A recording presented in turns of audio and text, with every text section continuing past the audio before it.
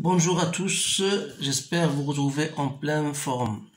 Bienvenue bien sûr dans votre site maths et physique en poche. Aujourd'hui dans cette séance, je vais partager avec les étudiants de la deuxième baccalauréat et même le premier baccalauréat peuvent bien sûr répondre à ces questions-là concernant la cinématique du point. Alors là, vous avez le sujet devant vous, vous allez le lire et le relire pour que vous puissiez bien sûr répondre aux questions posées. Donc voilà, on vous dit, voilà un petit solide considéré comme ponctuel de masse M est abandonné sans vitesse initiale depuis le point A, sommet d'une hémisphère de rayon R. Sur le parcours AB, la bille reste en contact avec la surface de l'hémisphère.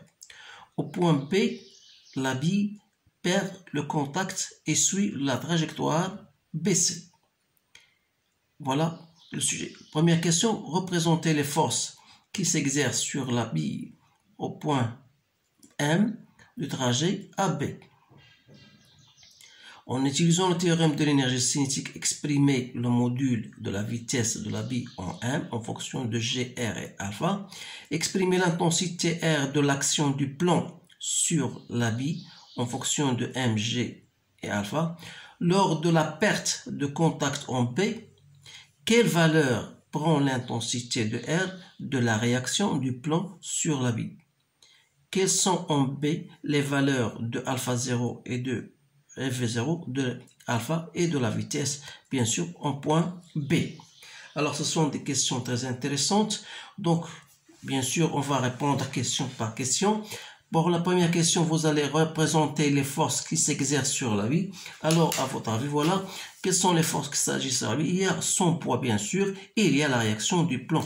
Donc, je vais représenter plus ou moins, vous avez le poids. Donc, voilà le poids. Et vous avez, bien sûr, la réaction qui sera perpendiculaire à l'hémisphère, bien sûr, à l'entour de l'hémisphère. Donc voilà la réaction R. Bien sûr, vous avez ici un angle droit. Donc, on a bien représenté ces forces-là. Vous savez bien sûr que cet angle est le même que celui-là. Donc, après avoir représenté ces forces-là, on vous dit, en appliquant le théorème de l'énergie cinétique, exprimer le module de la vitesse. Donc, qu'est-ce que nous dit ce module, ce théorème de l'énergie cinétique? On vous dit la variation de l'énergie cinétique entre deux points, considérant le point A et M, bien sûr. Donc, c'est quoi? C'est 1 demi M Vm au carré moins 1 demi M Va au carré. Puisque la bille est lancée sans vitesse initiale, c'est-à-dire que ça égale à 0. Et vous savez encore que la variation de l'énergie cinétique, c'est le travail de toutes les forces s'appliquant sur le point M, à savoir son poids, bien sûr, qui est appliqué, bien sûr, de trajet de A vers M. Donc, R, le travail de R égale à 0. Donc, il reste seulement le travail du poids. Ça veut dire que 1 demi M Vm au carré égale à mg Za moins Zm. Donc, sachant que Za n'est autre que le rayon, c'est-à-dire c'est R, et Zm, vous pouvez le trouver Zm, cette hauteur-là, vous travaillez avec cosinus de alpha, donc vous le trouvez facilement, Zm, c'est R cosinus de alpha.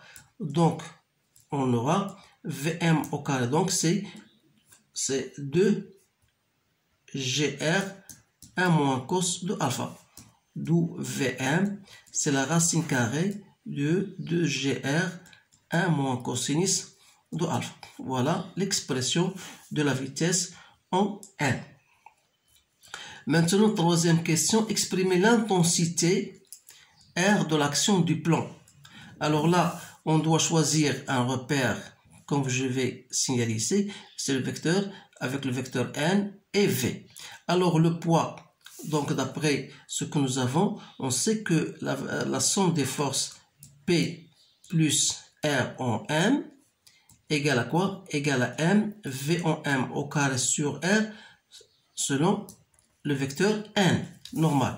Donc on va exprimer, faire la projection de ces vecteurs-là dans le repère NV.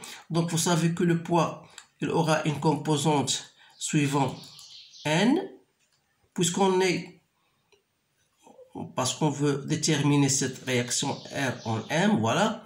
Donc, il suffit d'appliquer cette projection donc, par rapport à N. Alors, selon N, donc le poids, c'est N, c'est mg cos de alpha, puisque R est opposé, donc Rn égale à m Vm au carré sur R.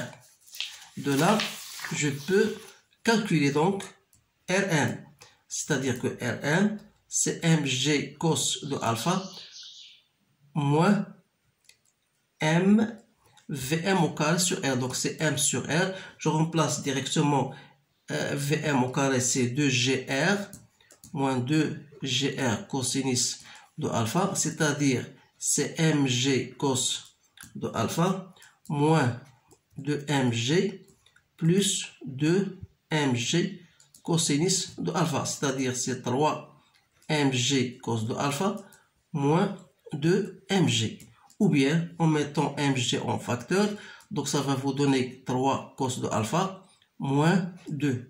Donc voilà l'expression de Rn.